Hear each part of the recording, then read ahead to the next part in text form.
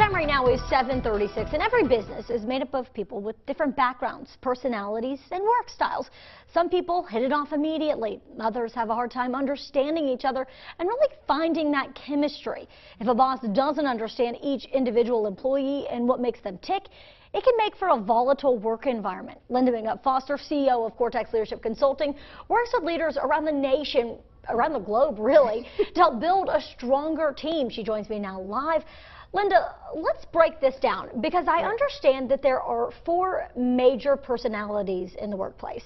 Absolutely, and what I would also say is people are more complicated than 4 behavioral preferences. So you have dominance, you have influence, you then have steadiness and compliance. And those are preferences. Only 1% of the population has one that is totally dominant. You usually have a combination of 2.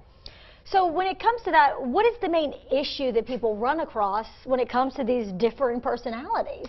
What's really fascinating to me is that people think because we're both speaking English that we're meaning the same thing, but it's really like Charlie Brown and the teacher where she was going wah, wah, wah, wah, wah. You can be talking to me, and if we're totally different behavioral styles, I interpret what you're saying very differently. So to one person, slow means one thing, and to another person, people like us, it means something very different. So we operate at a very fast pace, or tend to be a little impatient, whereas other people who are much more patient don't see themselves as slow. They see themselves as methodical and working at the appropriate pace to get things done and done right. So how do you fix it? What do you need to do to break these barriers? I mean, because we laugh, but it's true.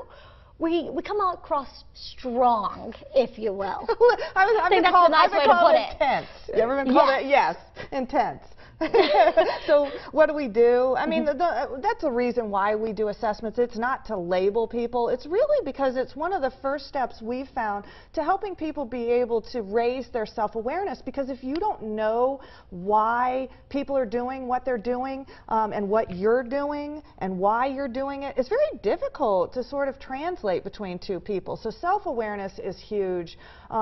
It's important to understand that people do have different paces, and they do focus on different things. Some people focus on people, some people focus on tasks, some people a different combination of those things. So anything you can do to start a conversation with yourself through assessments or with each other in a way where you're really seeking to understand one another and helping to feel understood is what we're looking for.